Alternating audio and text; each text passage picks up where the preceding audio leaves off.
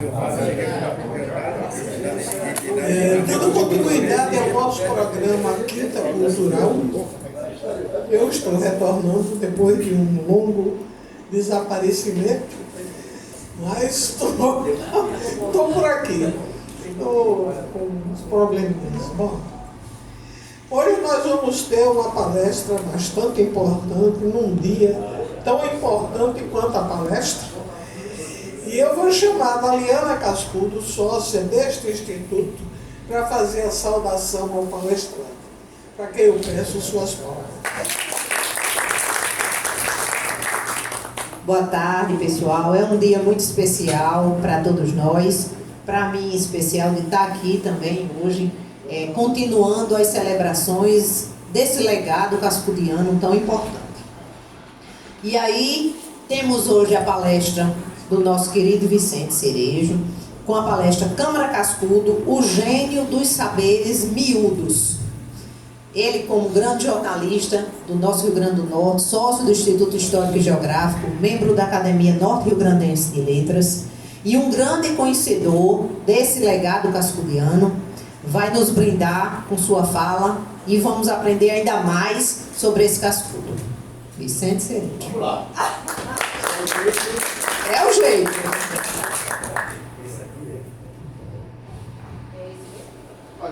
Qualquer um. Bom, boa tarde para todo mundo. Não nos preocupamos porque somos poucos, o cascudo é numeroso e compensa. E sejamos poucos nessa hora, sejamos tão poucos nessa hora. Olha, na verdade, eu pensei nesse tema por dois eixos. Primeiro, por conta de detalhe da escola, de uma escola francesa, e depois porque eu acho que seria chover numa olhada falar sobre os grandes livros de Cascudo. Eu digo sempre, Daliana uma vez até usou essa minha saída, que se nós estivéssemos em cima de um drone e ele sobrevoando aqui na frente de Natal, vocês iam observar que você tem um continente cascudiano, que eu sempre digo que está formado por 3 grandes rochedos, o Dicionário do Folclore Brasileiro, a História da Alimentação no Brasil, pela ordem, e Civilização e Cultura.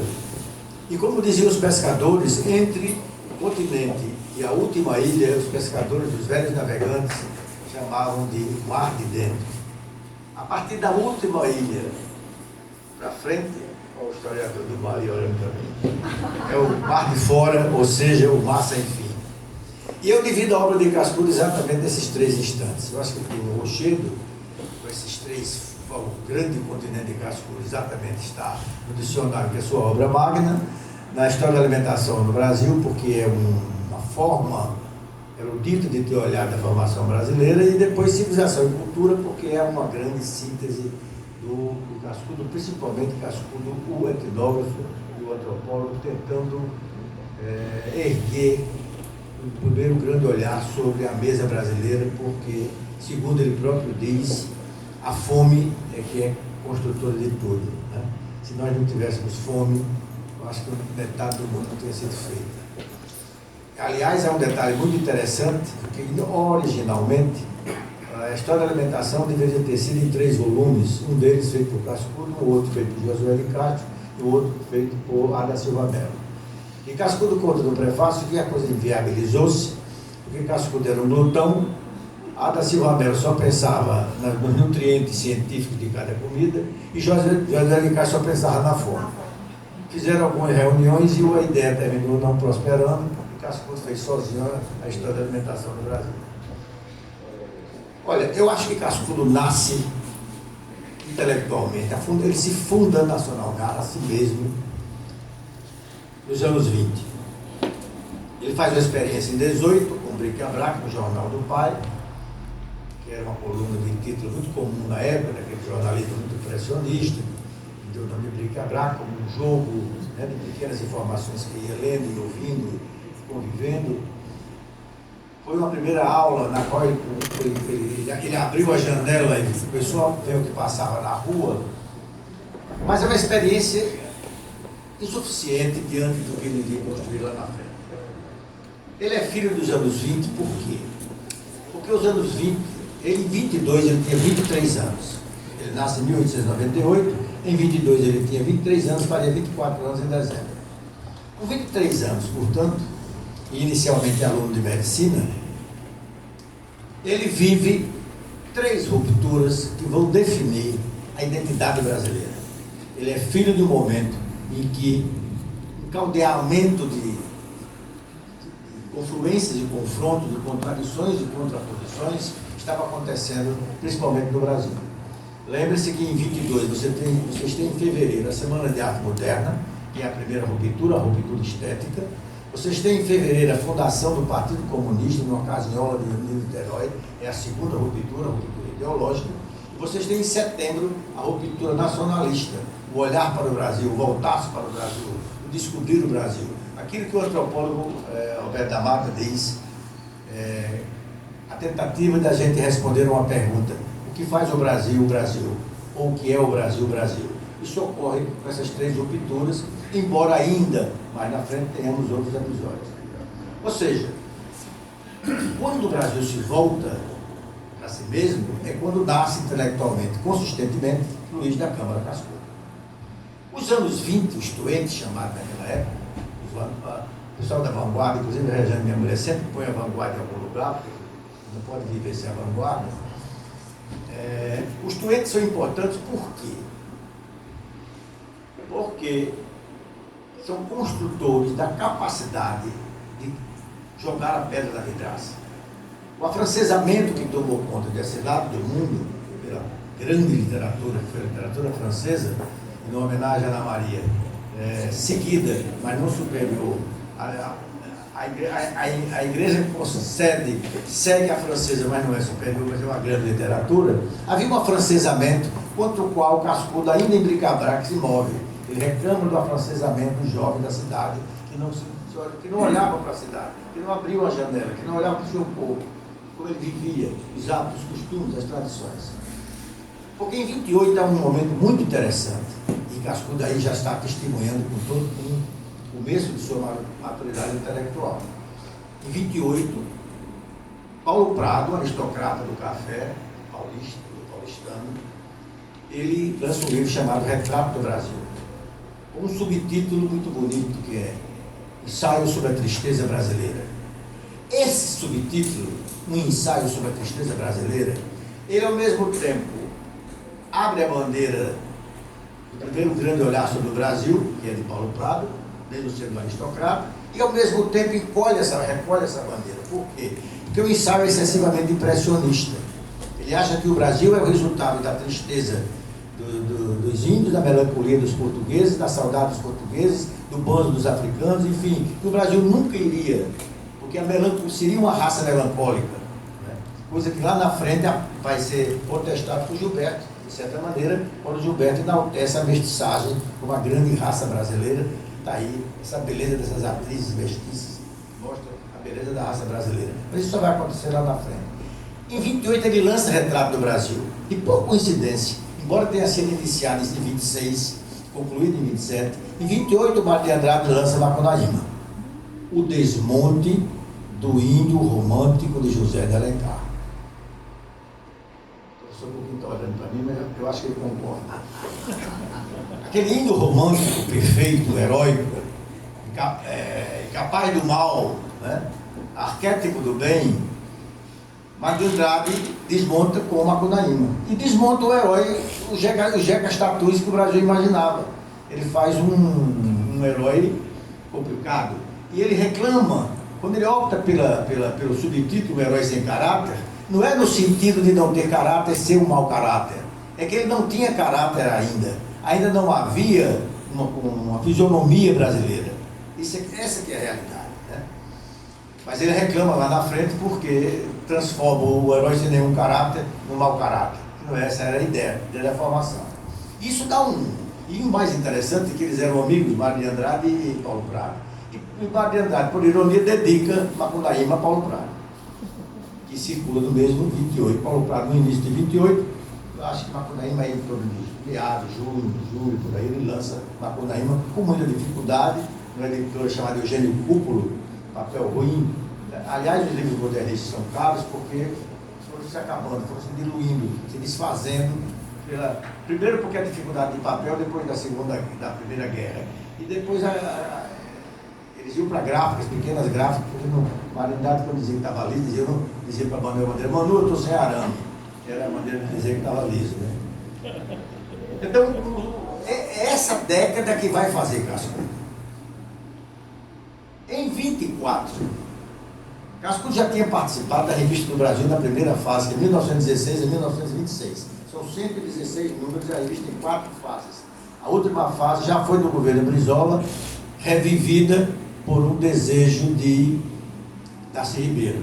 Ele, lembrado da revista de Monteiro Lobato, que é a primeira revista, daí o nome, Revista do Brasil, a olhar para o Brasil, a tratar dos problemas brasileiros, né?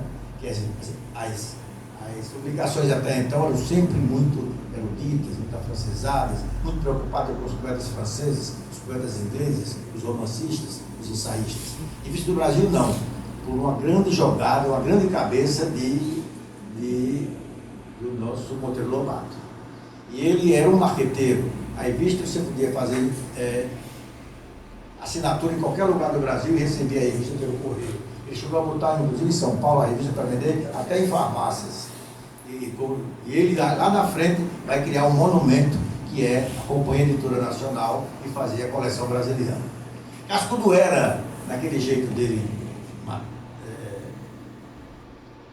relaxado, simples, mas ele era um estrategista. Quando eu tive Covid, eu fiquei com problema com o nome próprio, já não gostava de autoridade, aí fiquei com mais dificuldade aí.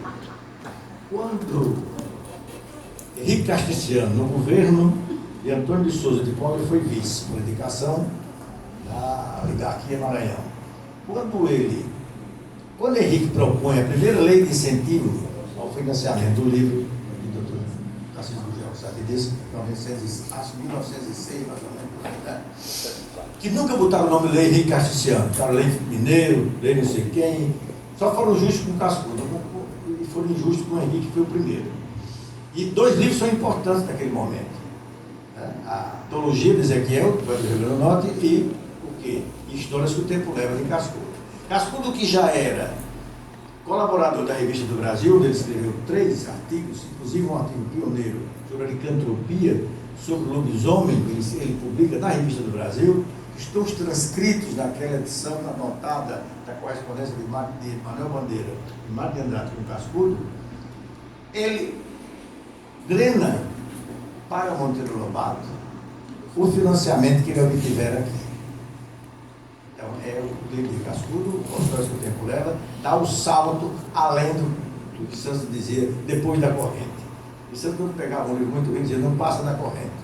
A corrente era na altura de hoje é o Castelão. Né? E então e nisto projeta ele. Claro que Histórias que o Tempo Leva, estou me alongando um pouco da introdução, mas tem sentido lá na frente. Claro que Histórias que o Tempo Leva é quase que digamos, uma influência pesada de Viriato Corrêa. Pega os elementos da história do Brasil e conta outras histórias. E Cascudo, como é muito criativo, conta histórias muito interessantes, inclusive com um governador daqui, que criava macacos no palácio. Está lá em Histórias que o Tempo Leva. Cascudo sentiu o bisonho bizarro, Povas, o governador Povas, se eu não estou enganado. Isso é o primeiro passo de Cascudo no plano nacional, depois dos 3 artigos na Revista do Brasil.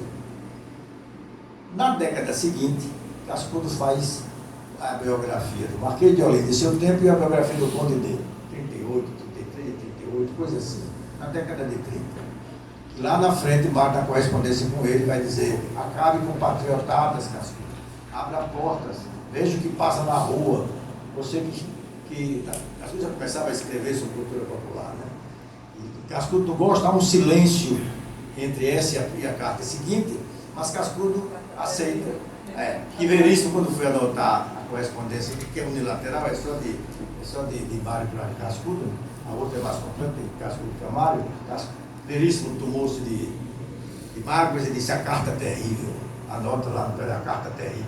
Ele não entendeu muito o sentido de Mário, que Mário influenciou Cascudo e Cascudo influenciou Mário. Nem tenha dúvida disso, né? visão crítica de Mário, quando Manuel Bandeira corrigiu um poema, essa palavra do seu poema está muito ruim, Mário, ele não tirava. 6 meses depois dizia, Manu, você tem razão. Aquela palavra era horrível. Ele era resistente à crítica, embora criticasse todo mundo. Então, com esses dois, mas Cascudo, como era um estrategista, com essas duas biografias, ele se lança nacionalmente. Onde? Na coleção brasiliana. A mais importante coleção da época. A coleção que era, como se fez a coleção? Muito competente no jogo. O nosso Monteiro Lobato divide a terra, o homem, a terra, a luta. Ele plasma a organização da coleção brasiliana com a divisão dos sertões. O homem, a terra, a luta. Então, a terra, o homem, a luta, eu acho. Ele tem um grande estudo mostrando como ele organiza a coleção da brasiliana. Cascudo entra na brasiliana, e quando entra na brasiliana, começa a se projetar. Porque, na verdade, o grande salto para a cultura popular, ele só vai estar em 39 com Vaqueiros e Cantadores. Até então, Cascudo não é uma referência nos estudos da cultura popular. Vou dar um ponto aí e vou voltar. Nos anos 20, para ser mais preciso, 28, 29, mais 29, surge um que uns chamam de Escola dos Análises, na França, outros Movimento dos Análises. Assis Gugel não me deixa mentir. O que é esse movimento? De Marc Bloch e Lucien Lafave. Era a tentativa de fazer um grande historiador voltar-se para o outro lado, para compreender que as pequenas histórias, ou elas eram olhadas e escritas, ou não se teria conhecimento do homem, da vida humana. Digo homem, mas não quero atingir essa limite, pelo amor de Deus. Como homo sapiens, nesse sentido. E tem 3 fases, né? Tem a primeira fase, que é com eles dois, tem uma segunda fase que entra Brodel, que vai estudar o Mediterrâneo. Por quê? Porque a grande história era o rei, ou rainha, o imperador, o império, o herói, o marechal que venceu a batalha. Só fazia a grande história. O que é que a Escola dos Análises vai promover, ensinar ao mundo? Ora, você imagina, os franceses acham que são os mais inteligentes do mundo. Querendo ensinar o resto do mundo é um negócio difícil. Mas foi um grande momento, tanto da história como da historiografia. Daí nasceram todas as pequenas histórias que os franceses ou chamam de Petit Histoire, ou chamam de Nouvelle Histoire. Ou pequenas histórias, ou novas histórias, quando elas são um pouco mais encorpadas. É aí que eu quero chegar. Cascudo, embora não tenha nenhum texto sobre a Escola dos Análises, embora não tenha trabalhado Marc Bloch, nem Brodel, todo Cascudo consegue perceber que ao lado das grandes histórias, do grande historiador, do grande ensaísta, do grande etnógrafo, do grande antropólogo, ele não podia fechar os olhos para o que estava próximo dele. Como se adivinhasse aquela frase que uns atribuem a Chaplin, a vida é um assunto local. Ele tem este sentimento de que a vida é um assunto local. E o que está dentro do assunto local está na vida. Mesmo que não seja um governador, um escritor, um milionário, não importa. Tudo faz parte da vida. É isso que ele vai perceber na frente de todo mundo. Ora, quando isso acontece, Cascudo já criava, já tentava ser um historiador e ao mesmo tempo ser um etnógrafo, já que naquela época era muito difícil você ser um antropólogo sem formação específica, porque os primeiros sociólogos e antropólogos estavam sendo formados pela USP ali nos anos 30, 40. Mas há um detalhe interessante que eu trouxe aqui para você lá. Quando eu acertei com o Joventina esse tema, eu fiquei pensando como é que eu começava. E me deu um estalo, eu fui ver, não está na primeira edição nem na segunda, está na terceira edição do dicionário. O dicionário é de 54, é isso?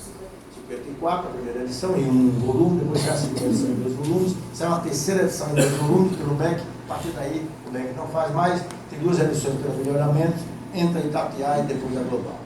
Na terceira edição, Cascudo refaz completamente, aí, como não posso dizer o estalo de Vieira, eu estalo na ponta do queixo, e eu fui procurar os 3 verbetes.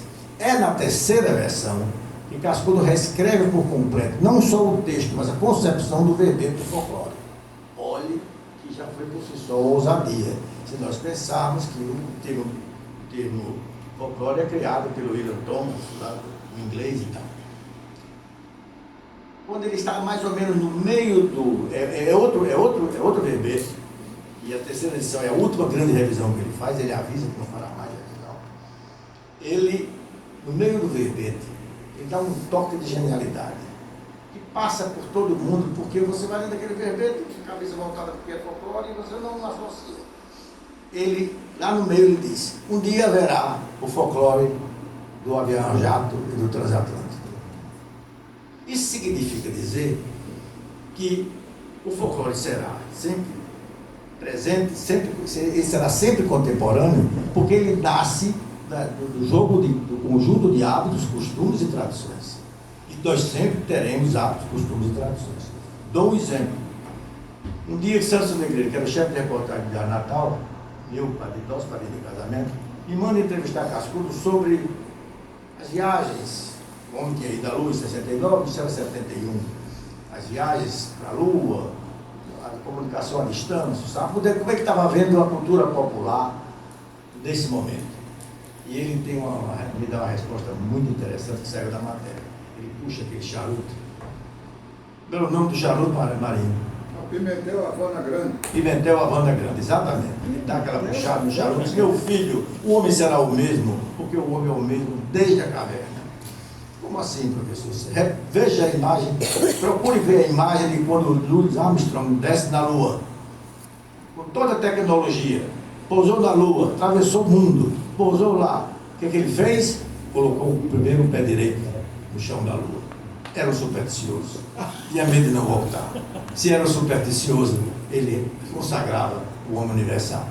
Então ele tinha essa percepção perfeita de como as coisas, né, se moviam para que ele sustentasse a defesa da cultura popular como o resultado sempre da dinâmica dos hábitos, costumes e tradições transmitidos oral e coletivamente. Com a transmissão oral e coletiva sempre, porque tanto o hábito quanto o costume, quanto a tradição, eles são anônimos e por isso anonimamente e coletivamente transmitidos. Mas voltando à análise, eu vou ter que subir desarrumado, porque regime da vanguarda aí fica difícil. Fica difícil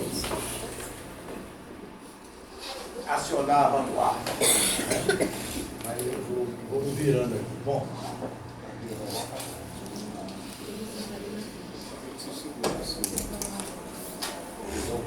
Vamos por ordem.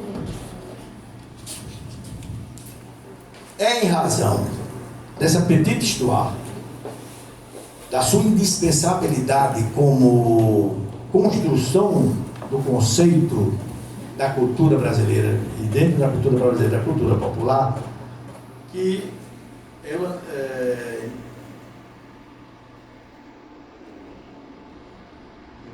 perdi até o jogo. Tomara que eu não perca o juízo.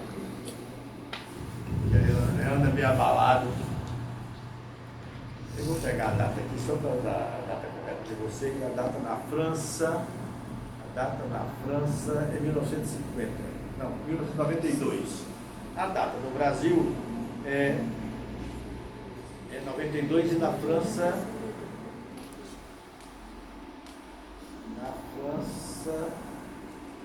Em 1950. O François Dossi lança essa história na França. A história em migalhas. Dos análises à nova história. Ele, aliás, é considerado na França o maior autor do maior estudo sobre biografia. Foi traduzido para o Brasil pela Universidade de São Paulo. Quando ele lança esse livro aqui, onde ele vai traduzir para a universidade, para estudantes, essa questão da pequena história, daí o título, A História das Miudezas, na verdade ele vai explicar a grande importância das miudezas. Anos depois, baseado nele, inclusive ele cita, sai um livro chamado História em Coisas Miúdas. E Cascudo presente 2 vezes nesse livro. Da professora Maria de Souza Neves. Ela tive um intercurso com ela, mas não chegou a ser algo perigoso. Ela esteve aqui no lançamento, em 50 anos do dicionário, lembra? No auditório da Biblioteca Zila Mamé. Ela, no Dicionário Crítico de Câmara Cascudo, que é uma coedição da Perspectiva com a Universidade, ela comete um erro terrível. Ela se impressiona com o grande título do livro, Tradição, Ciência do Povo, que é uma coisa inovadora.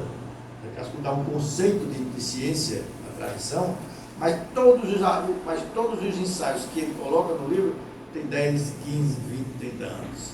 E ele, já com certa idade, não fez uma introdução para honrar a grande descoberta dele, que é a moldagem conceitual de tradição, ciência do povo. Foi baseado nisso que eu pensei em mostrar esse cascudo das miudezas, cascudo dos saberes miúdos, porque eu sabia que o resto todos já sabiam, ninguém valoriza muito, tem o que fazer. Mas, de qualquer maneira, eu trouxe algumas coisas interessantes. Bom, Florestan Fernandes, em determinado momento, acho que é a tese de mestrado, é a dissertação de mestrado, ele lança um livro chamado Folclore em Questão.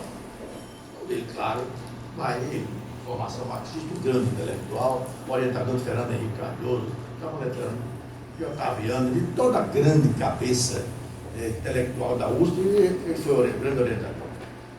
Aliás, um episódio, só para dar uma coisa engraçada no meio da coisa, quando morreu Florestan, o serviço de informação no Palácio do Planalto disse para ele não ir ao velório, que ele seria vaiado. E ele ficou em dúvida, e então o serviço de informação sugeriu, mande, qual é o nome da mulher dele? Ruth. Mande Dona Ruth, ela será muito bem recebida. E quando ela salta no carro, ela continuou a mesma, e pela infelicidade daquela frase, esqueça o que eu escrevi. Né? Um marxista da excelente qualidade de Fernando Henrique Cardoso não tinha direito de pronunciar essa frase. E isso marca profundamente a área acadêmica. E o serviço de informação estava bem informado. Quando Dona Ruth salta, é aplaudido. Ou seja, o serviço de informação poupou ele de uma vaga na entrada da Universidade de São Paulo. Bom, aí eu trouxe alguns títulos. Bom, Florestan Fernandes. Quando Florestan Fernandes faz isso, porque na verdade é o folclore, uma cultura dos subalternos, se você olhar pelos primeiros estudos, né, são sempre anônimos, são sempre pobres, são sempre pessoas simples, são sempre pessoas do subúrbio. Você não vê ninguém importante dançando coco na beira da praia, você não vê maracatu, um jeito importante, você não vê. Poderia saber essa concepção de uma cultura do subalterno de época. Cascudo, então, a partir dali, Cascudo começa a enfrentar um desafio grande. Quando chega em 1961, no número 1 da revista da Sociedade Brasileira de Folclore, Cascudo dá um pontapé, um soco na boca do estômago. Eu até trouxe aqui para não dizer que isso aqui é fruto do meu entusiasmo. É difícil, a vida essa província é difícil. É melhor enfrentar o Satanás. Aqui é a capa da revista. E olha o que Cascudo faz aqui. Olha, é o ensaio, um grande ensaio dele, um ensaio de 20 páginas, onde ele quebra tudo, até então, inclusive dos folcloristas. O Brasil sempre teve grandes folcloristas, né? No sentido impressionista da expressão, no sentido, digamos, não dialético da expressão, no sentido não ideológico da expressão. Mas eram apenas folcloristas. Edson Carneiro, aquela escola de Edson Carneiro. Folcloristas, sisudos, entendendo de bom e meu boi, essas coisas que Cascudo faz em 61 da cultura popular. E ele então cria um conceito para algo que estava, como diria Caetano Veloso, esse país é de um jeito que nós folclorizamos até o nosso subdesenvolvimento. Cascudo, como se aliviasse que um dia Caetano Veloso ia dizer isso, cria um conceito formal, um conceito ideológico de cultura popular para dar equilíbrio às duas culturas. Isso vai repercutir num ensaio que Darcy Ribeiro faz na 4ª edição da Revista do Brasil, que eu falei, onde ele vai tocar nessa questão, mas ele não cita Cascudo, ele deveria ter citado.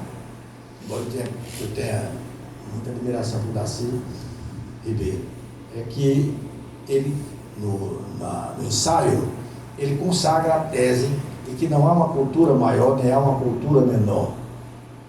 Há culturas essencialmente indispensáveis para se ter um conceito completo de cultura.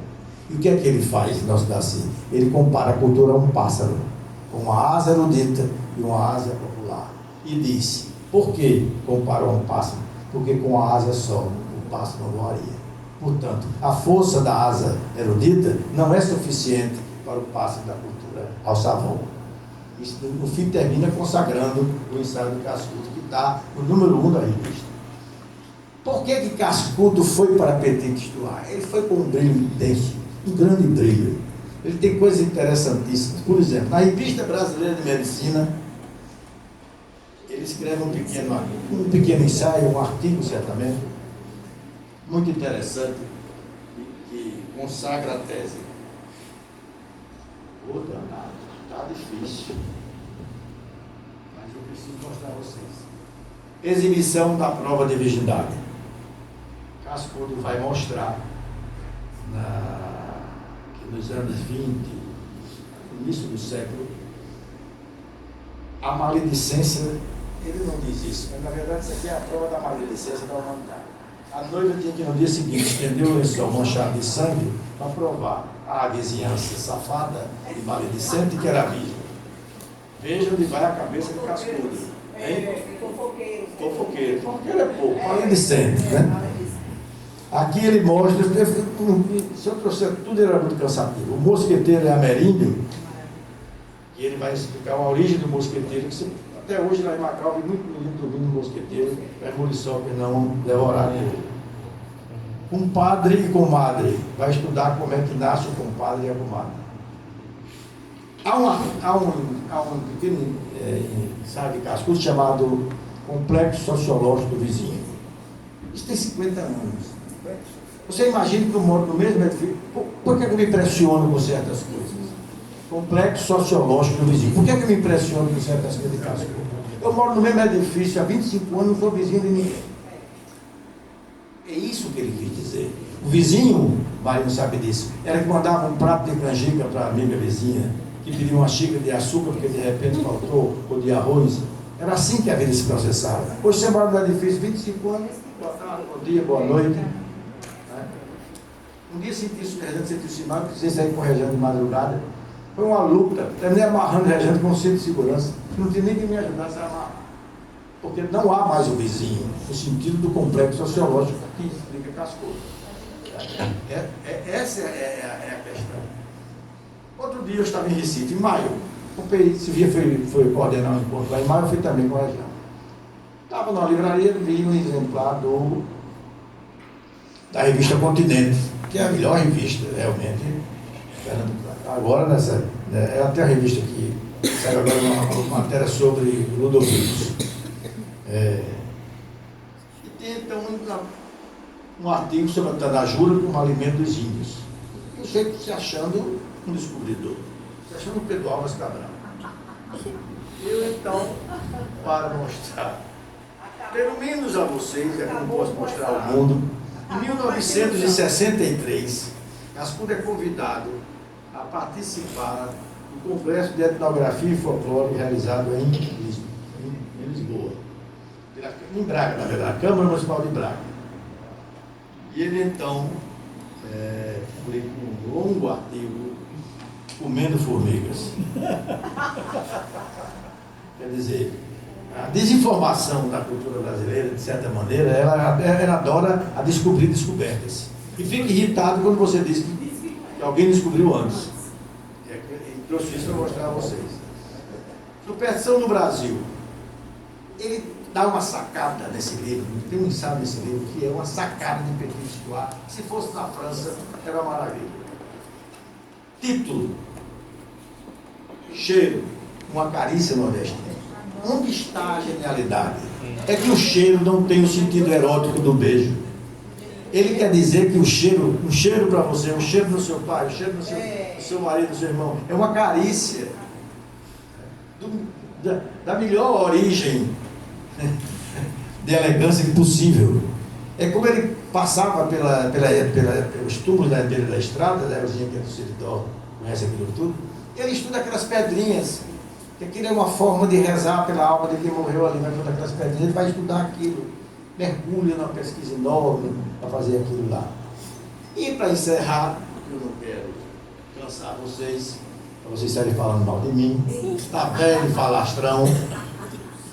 Eu trouxe um artigo sensacional de Cascudo, tão sensacional, que foi publicado na revista número 2 da Transbrasil. Aqui a chefe, eu sou a chefe. Prova que Cascudo, além de sensual, era lascivo. Sabia que o pecado convence mais, fascina mais do que a virtude. Podia deixar de ser, né? Somos muito mais filhos do pecado do que da virtude. A virtude é uma luta, o pecado não. O pecado é uma loteria. Né? A banana no paraíso. Ele discorda frontalmente de que a maçã possa ter sido, não tem lógica que a maçã tenha sido um fruto proibido. Por quê? Porque do ponto de vista do desejo sexual e do ato sexual, a maçã não serviria para nada, a não ser para se dar uma dentada. Mas não, e aliás, a dentada nem sempre, se não for com jeito, passa a ser uma agressão. Né? A maçã cortada também não funciona. Seria o genitália feminina muito distante. Ele cria um advérbio, que a revista publica em português e em inglês. Cria um advérbio genial. Pomologicamente, deveria ter sido a banana. Ou seja, ele associa o símbolo fálico. Associa o símbolo fálico. Você achou nunca na frente do corpo, Eu completei a revista, são 32 números na revista de etnografia do Porto. Me faltava 11 a 12, eu encontrei número cada vez. E lá é o maior sebo do Porto. Os grandes intelectuais visitam ele e tal. Ficou ele baixinho, com 3 homens conversando, todos velhos, todos de barba. Aí eu tinha levado a recomendação de um amigo meu, dono de uma livraria antiquária em São Paulo. Eu disse não, Nuno Canabês, ele virou e era ele. Eu disse, estou aqui, porque fulano me recomendou que eu tinha um estoque bom da revista de etnografia do Porto e eu preciso de 11 de 12 para completar a coleção. Aí ele, quando voltou com os 2 na mão, jogou assim no balcão e disse, tem sorte. Eu paguei 10 dólares por cada um, não foi caro. Bom, e para terminar, eu vou contar uma história a vocês que eu ouvi numa conferência do Dr. Américo de Oliveira Costa sobre o autor de Macau, Aurélio Pinheiro. Ele fez uma belíssima, ele era foi um ensaísta, do ponto de vista do porte literário, foi ele. Né? Botar entre os maiores, você não pode esquecer o próprio Cascudo e o próprio Otacílio Alegria. E ele contou a seguinte história. Que um circo de subúrbio, chamado circo de pano de roda, porque ele só tem um pano em torno, não tem dinheiro nem para ter a emplanada. Chegou a vez do palhaço, que encerrava o espetáculo amanhã. E o palhaço cantou, dançou, pulou, fez estripulias, contou piada, disse moralidade, fez tudo que um artista podia fazer. Naquele subúrbio distante da glória. E a plateia em silêncio. Ele contava mais uma piada, ele dizia mais uma imoralidade, e a plateia em silêncio. Eu então resolvi encerrar com essa conversa para repetir a frase que ele, num desespero justo e humano, disse para a plateia no último instante, quando viu que estava tudo perdido. Se agora batam palmas, porque faz bem ao coração do artista.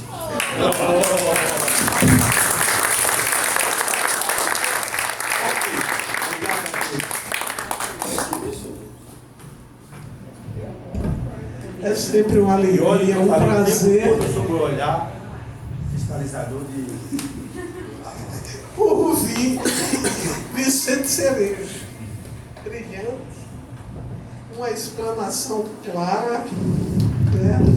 Espetacular. Agora eu queria saber se alguém tem alguma dúvida e queira fazer algum questionamento. E que esse questionamento seja curtinho, não em forma de outra palestra. Não, que eu prometi, era 40 Tem que minutos. ficar o nome porque está sendo Eu não brinco com gravado. ela, não, ela é muito brava. Já a pessoa tem que se identificar porque está sendo gravado. Quem é que quer fazer a pergunta? Francisco. O professor Monório quer fazer a pergunta? Seria chover no Então molhado. fale, professor Monório. Cerejo foi brilhante. Porque, Diga. isso é um atributo cotidiano de cerejo no que escreve, no que pesquisa, no que lê com tanta seriedade desde a juventude. Nós todos temos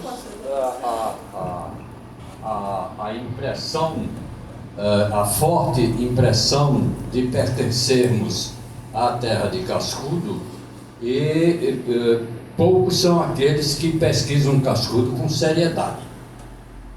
É muito simples. Eu acho que foi numa entrevista do jornal que Rejane trabalhava, Dois Pontos, nos idos dos 80, que eu estava voltando negócio de Machado e me perguntaram a respeito de Cascudo, não sei o que, e eu disse mais ou menos que todos citavam Cascudo e poucos o liam.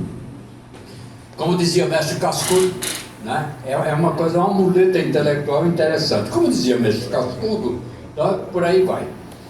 Mas, igualmente a Cerejo, e no terreno onde Cerejo tem se movido ao longo de quase 50 anos, Quase não, 56. 56 anos, com tanta segurança e com tanta proficiência mesmo, eu poderia dar uma pequena contribuição, que se não é de petite histoire, pelo menos é para mostrar, o lado divertido de Câmara Cascudo. Por mandado do próprio Sanderson, nosso ídolo comum, né, com quem eu trabalhava na Fundação José Augusto, eu fui levar até Cascudo um exemplar do livro Prelúdio e Fuga do Real, que havia sido Diógenes da Cunha Lima, tinha arrancado a muito custo dele, porque ele não queria publicar em vida esse livro e tal, e Diógenes finalmente consegue, Sanderson publica, na gestão de Sanderson na igreja que o livro é publicado. E aí então eu entreguei o exemplo. Ele fez aquela mise-en-scène conhecida de se fazer esperar e invadia a sala com um paletó de pijama, normalmente cor de vinho, com petit pois, todo elegante, e com o charuto apagado nos dedos. E aí eu entreguei o exemplar para ele. Ele abriu o exemplar do livro, deu uma e parou e leu escandindo as sílabas: Erasmo de Roterdã, uma urtiga no caminho.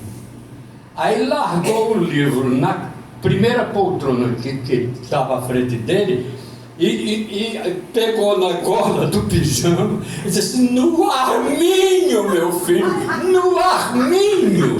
Ele estava usando uma metáfora altamente criativa para dizer que Erasmo, apesar de ser uma pessoa, um nobre, etc., era capaz das ironias de escrever um livro chamado História da Loucura, etc., etc., e que por isso apareceria provavelmente como uma urtiga, né, enfeitando a gola do paletó do pijama. Aí pegou de volta o livro e foi de uma vez, ele largou de vez. Aí eu falei para ele assim, eu naturalmente intimidado, perguntei para ele: não gostou, não? Eu sabia da importância do livro na bibliografia dele e de todo esse aparato de não querer que o livro fosse publicado em vida. Não gostou, não? Aí ele disse: é a emoção, meu filho. Depois de quase 150 livros publicados, a emoção. Você sabe que a gente tem uma coisa interessante naquele livro. O golpe de Papini, de quem era o grande leitor, influenciou o microfone. Giovanni Papini. E ele influencia Sanderson para ler Papini. Ele inverte Papini. O golpe de Papini visita. Isso. O Prelúdio e Fuga do Real, que o título é belíssimo, ele recebe. Tanto que é uma hora que a Anália chega e diz a ele: que está aí o senhor fulano e tal, acho que é Dom Quixote, Tem um homem aí assim, diga a ele que aqui tem outro. O livro é genial. Só desce o capítulo. O livro é genial. Ela se impressionou com o chapéu de Don Quixote. Tem um homem aí na frente que quer falar com os outros. Vá lá e diga a ele que aqui tem outro. Mas aquilo é uma inversão genial do nome do Fabrício. Mais alguma dúvida? Só uma pergunta. Aí já puxa da coisa pessoal e sei da sua paixão por ele, mas como é que seria Cascudo hoje? Após 40 anos, se ele não tivesse morrido, como é que ele estaria vendo a modernidade, essas Eu acho que ele mudanças? encarna a própria frase: a morte existe, os mortos não. Ninguém matará Cascudo.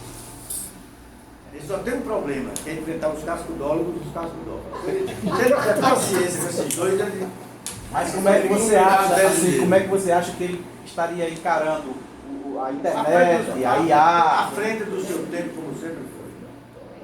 Há vários sintomas em várias áreas dele, vários momentos dele. Ele era temporal mesmo. Era impressionante, é impressionante.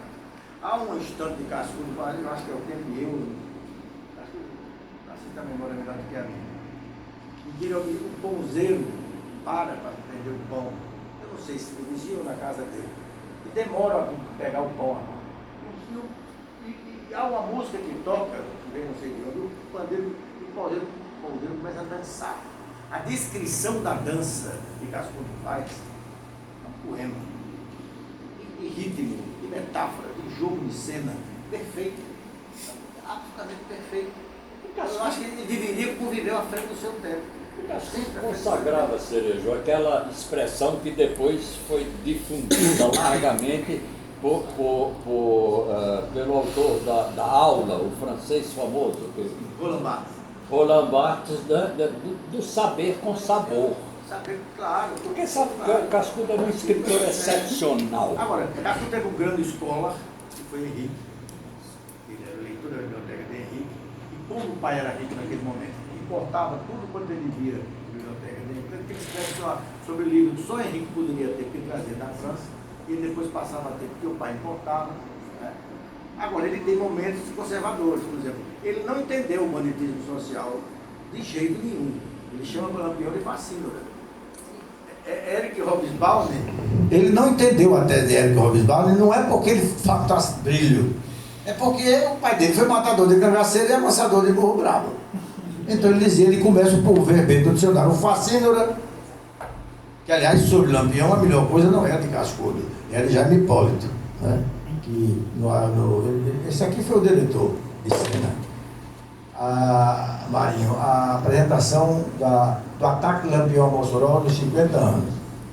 Ele tinha um Fusquinha, ele tinha um Chevette, inteligente, brilhante e farento. Pouco paciente. Ele tenta a primeira saída armando.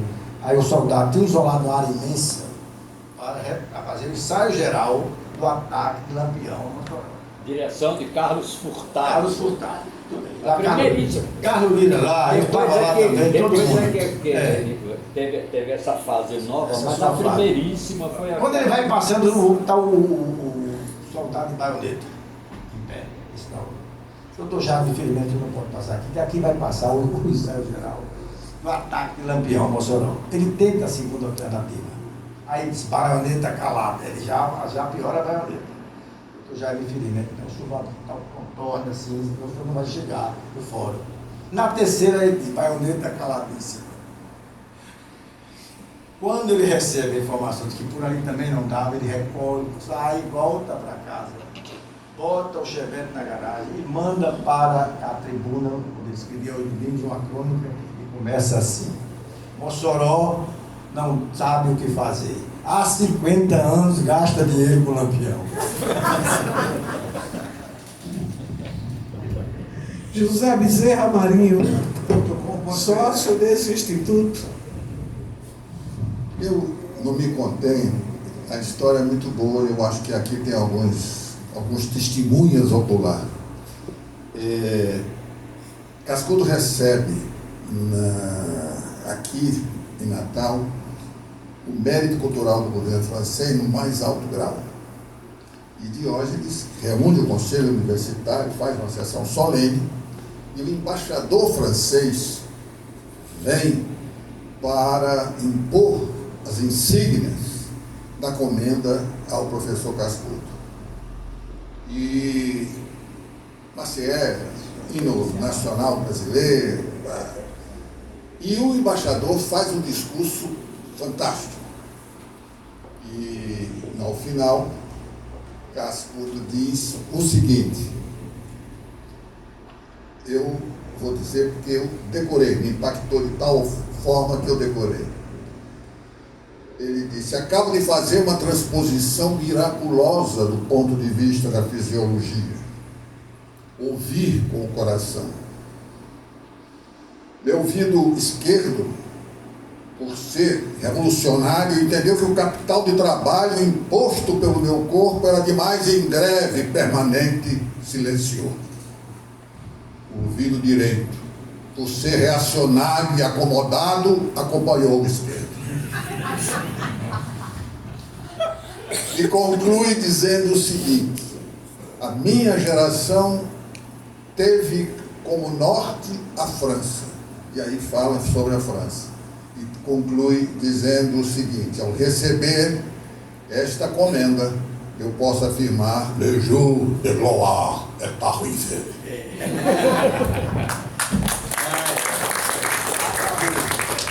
Mais algum questionamento ou informação?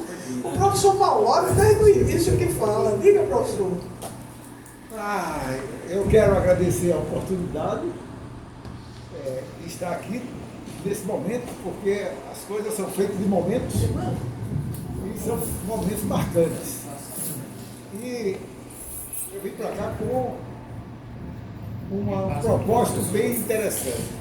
Diante de tantos biógrafos sobre o professor Câmara Cascudo, diante de tantos biógrafos sobre o professor Câmara Cascudo, o professor Molorim veio perguntar uma coisa simples. Alguém sabe se o professor Câmara Cascudo foi aluno do Ateneu? Foi aluno e historiador do Ateneu. Eu sei que foi professor. Foi aluno, Aluno, Ateneu, professor foi e diretor, historiador, né? Aluno, professor e diretor. Diretor, Então nós estamos pertinho de... Aliás, a cátedra de professor é a intencionalidade do instrumento do Brasil, a tese. As duas teses. A intencionalidade do instrumento do Brasil e o marco colonial, o marco mais antigo do Brasil, é o marco colonial de todos. Foram as teses da cátedra. Viu, gente? Complemento, uma pergunta sem nexo. Não, Que nasceu... tudo em Cascudo tem nexo. Bem, não, mas é porque na minha cabeça era uma pergunta fora do contexto, né? Nós estamos nas obras, eu estou falando quem formou a cabeça dele. Então, tem alguém sobretudo autodidata. Isso. Cascudo não sabia nada de direito, a não ser a disciplina dele, nem amava, não queria, se interessava nisso. Ele escreve o símbolo jurídico do Pelourinho e escreve filosofia do direito, etnografia do direito. São as duas pegadas dele. Por quê? Porque Cascudo percebeu nesse Pelourinho que está aí como um símbolo jurídico. Pouca gente sabe que Cascudo, no Congresso, ele não vai, mas ele manda para lá, e é publicado, inclusive feita separada, um ensaio sobre a leis consuetudinis, ou seja, a tese de que na ausência da lei prevalece o direito. Publicado em Havana. É difícil, não é fácil. Para quem não conhece, o professor Mauri é professor da Universidade Federal Fluminense, professor da Universidade Federal do Rio Grande do Norte e uma das maiores autoridades em macroalgas do Brasil. Eita! É o professor recém-aposentado. Eu queria só lembrar... Eu pensava que não era sargaço.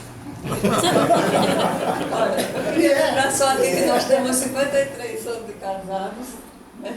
O recorde. E logo quando a gente começou a namorar, a gente estagiou no Diário de Natal, né? E a gente adorava pretexto para entrevistá-lo. A primeira vez que nós chegamos, eu fui lá com o Totó e ele disse, olha para mim, disse, todos. E disse, essa coxa aqui pendurada. Aí eu disse, foi ele que me deu, foi o Vicente que me deu. A gente foi à praia, ele furou essa conchinha e fez um colazinho para mim. Aí ele disse, que concha, segura. Aí disse, segure seu homem. Não, Eu, se agarre seu homem. agarre seu homem, segure Hoje seu homem. eu tiro dele. Até hoje. Agora, né, então eu, assim, na terceira idade, né? Então, passo os passeios sempre com minha sobrinha, meu sobrinho neto, aqui pela cidade, meu sobrinho minha sobrinha Cristina, que era minha mulher Ribeira, e o filho dela, Renato Monte, artista plástico. E nós circulando por aqui, quando eu vejo uma cena, a mulher sobe naquela mão ali na frente do memorial e faz tanto carinho com as... Olha que é uma coisa assim emocionante, eu fiquei assim perturbada. Paralisei, depois consegui fazer uma foto só, fiquei com medo dela perceber e quebrar a magia. E hoje já está com quase 5 mil acessos. Pois é, então, tanto acesso, tanto compartilhamento, inclusive o Vicente ilustrou uma cena urbana, realmente foi uma cena urbana. E agora, quando nós viemos para cá, eu perguntei ao lavador de carro ali, e se ela realmente era uma moradora de rua, e ele disse que de fato é. Então, o carinho do povo com o mestre Cascudo. O problema de Cascudo são as esculturas. Né? A escultura do Museu Câmara Cascudo, ela é uma escultura em ninguém sabe se ela está sentando ou levantando. Temos tido sorte, mas a boa fé compensa. Renan quer fazer uma pergunta. Só uma pergunta técnica.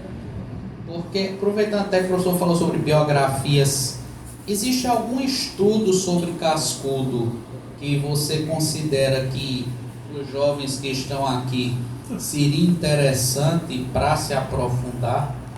Não, eu acho que nós devemos uma biografia Cascudo um pouco mais, eu diria, acessível. Tem aquele daquele rapaz de Pernambuco, que é muito interessante a biografia, mas tem livro de Durval Muniz que não dá para jovem, né? Eu acho que devemos uma biografia. A iniciação à leitura. Está entendendo? A Biblioteca Nacional da França, também, né, que o nosso William Pinheiro descobriu mais citações de Cascudo na biblioteca do que a biblioteca. Grande acervo da BNF de Cascudo e de Oswaldo Lamartine. Oswaldo, eu sabia que ele tem sempre cuidado de mandar a todas as bibliotecas, ele tem uma relação de interesse que mandava para todas as bibliotecas. Mas Cascudo me surpreendeu. Agora, a minha luta não é maior, porque a minha coleção é todas as edições de todos os tipos. Exceto eu só não consegui o Homem Americano e seus temas. Mas eu consegui que me mandasse as fotos. Quem tinha uma cópia feita da única exemplar que eu tinha acesso, que era da Biblioteca Nacional, e Silvio Pedrosa tinha uma edição feita com um livro, uma cópia única dele. Eu pedi que Carlinhos pedisse a ele mandou cópias fotostáticas. Não existia nem chefe. E a partir daí foi feita a segunda edição da coleção moçoroense e Vantan botou o olho e imprimiu na folha de rosto. A Dália que autorizou esse interesse que me desafiou. Eu completei a coleção por isso, mas a primeira edição original eu nunca vi.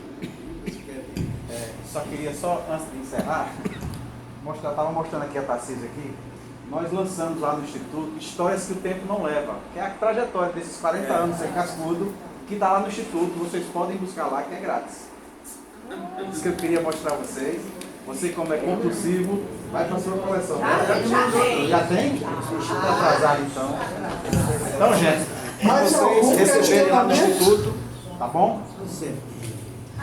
Então, para encerrar, eu quero pedir permissão. Pedir permissão à Cereja para publicar no nosso canal do YouTube essa palestra. Pode? Gutenberg, A responsabilidade é sua. O que aconteceu? presidente da Comissão Estadual do Folclore.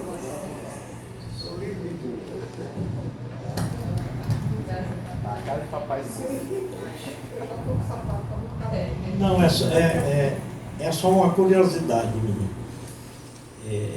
Cabido como eu sou, eu estou tentando separar os tipos populares que ele falou do tempo dele, os tipos populares. O almirante, né? Os tipos ele populares. Com um casacão de almirante inglês, todo ruído, já velho, mas ele era louco, né? Então, quando chegava no navio, ele se formava, Cascudo escreve uma maravilha. Tem vários.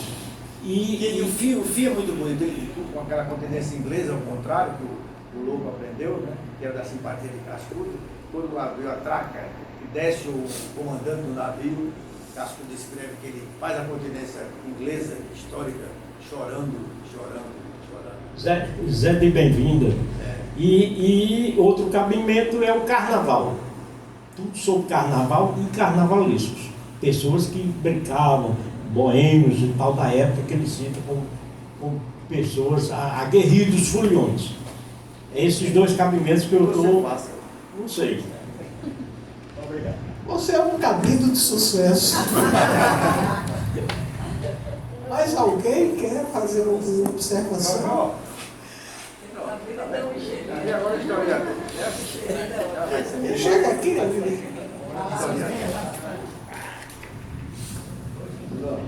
Não, passa daqui a pouco, daqui a outra vez, deu um ponto final. Ainda bem que eu tenho essa oportunidade de aprender. Bom, eu queria ouvir rapidamente sobre a conexão de Cascudo com o nosso instituto. Que o nosso instituto influenciou no universo. Ele é, para mim, um polimata cultural. Aliás, você está sendo moderno. Polimata hoje não é mais político, é polimata. Polimata. Moderno. Fica lá. Obrigado. Obrigado. Eu só pensava no sentido geral. Bom, me parece oportuno saber o que o Instituto influenciou no mundo cascudiano, no universo cascudiano, rapidamente. Isso aqui parece uma coisa vasta. Não, o Instituto é quase contemporâneo de Cascudo.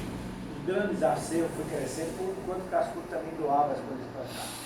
Ele Castiano doa do relógio, da Nova Martini. Mas ele é quase que tem a idade de Cascudo. Ele é o Antônio Freire, o pai, o a Antônio Dália, Freire, que é um dos fundadores. Foi. Era o sogro de Cascudo. Tá na ata. Não, mas, invertendo a sua pergunta, eu acho o seguinte: a grande serviço que a NEB prestou parou no 11º volume, que é a ata de hoje. É a maior reunião de petit histoire, hein? O livro das velhas figuras. E o livro das velhas figuras. É a maior reunião, agora está incompleta. E hoje você já não tem mais certeza de conseguir a República completa. Já está fluído, já não tem mais alguns meses. Esse foi o grande serviço prestado. Tive 2 últimos volumes, mas pretendo ser 3 vezes. Vou fazer um desafio aqui. O Instituto Cascudo foi o pesquisador da Porta para Fora. Ele ia a Rodolfo Garcia, ele escrevia para Rodolfo Garcia, que era diretor da Biblioteca Nacional, e através de Rodolfo ele chegava a edições que nunca existiam.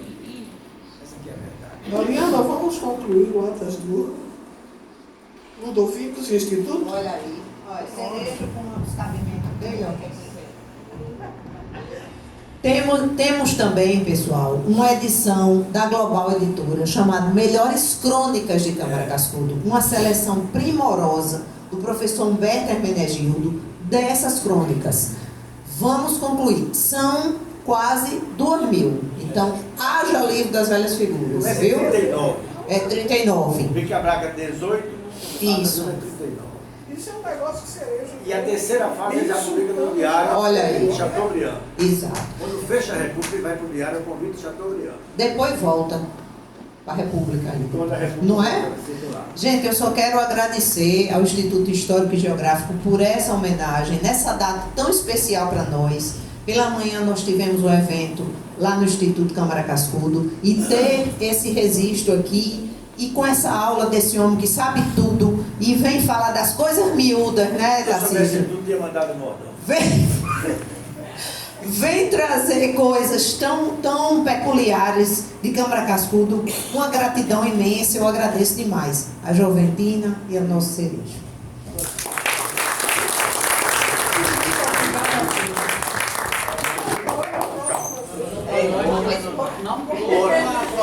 Vou para casa, jamais eu queria ter saído. E aí, professor? Tudo bom? Tudo bom? Ficou muito bom o negócio lá.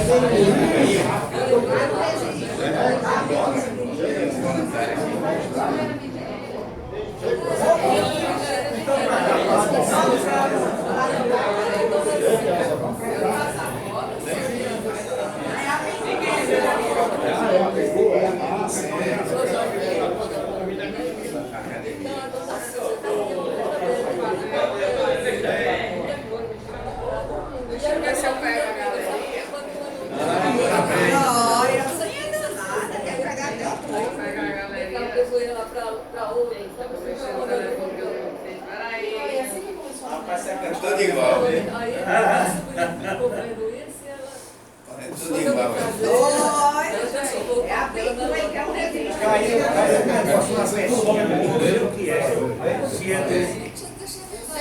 Esse negócio de cabelo de mulher.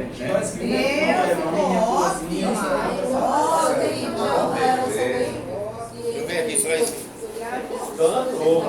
Olha, não tem perigo de ser mesmo. Tem cabelo. Não tem perigo de ser mesmo.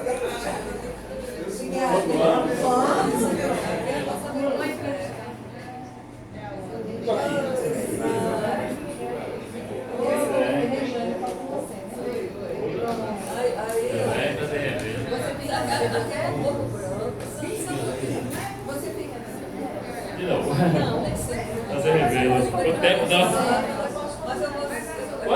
bem você, né? Tudo bem.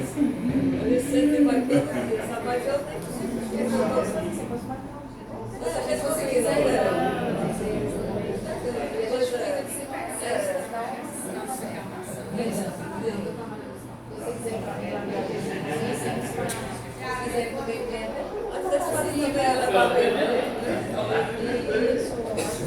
Então, aí minha irmã também tem uma loja de artesanato, começou com essa chuva.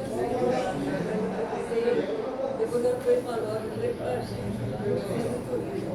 A gente chega lá, toma da celeira. As coisas. Essa memória sobre. Aí ela vai até chamar sobre Seria com muito ela. dela aí. Depois a gente se encontrar, conversar. A sobrinha dela, uma das meninas também, né? Que teve uma loja lá no centro do turismo. Ela é enfermeira. E botar assim na colchão d'água, só viva, só tá viva porque essa filha segura, assim, só parece um parque UTI, o quarto dela. Adiado, né? Adiado. Peguei o Pernambuco, né? Eu ouvi uma pessoa da casa de 4 horas. Olha, eu tô louca, assim, sabe? Apartamento pequeno, cheio de cheiro. Eu já contei 10 pessoas morando no apartamento de 3 quadros. Aquela. Vamos chamar uma foto. Você tem, né? Instagram?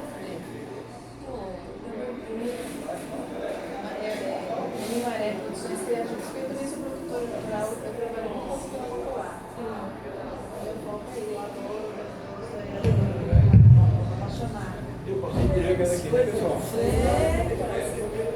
A gente vai conversar mais. Teve uma pessoa agora, não sei o que, lá que trabalha, olha solidário, faz trabalho nas escolas, a pegar as crianças do celular, assim, né? Ela mora lá, a caminho de Macaíba. Ela brasileira? Sabe cantar de brasileiro? Ela fez uma parceria com a gente, mas não foi possível as nossas amigas participarem. E a gente vai participar, porque aquele projeto que ela levou para a escola é um projeto que eu criei, chama Zoada dos Bingos. E a gente ensina as pessoas a arrendar a pulseira da frente. Exatamente. Para tirar educação patrimonial e vivência cultural. Muito prazer, muito obrigada pela atenção. Espero que você venha lá mesmo.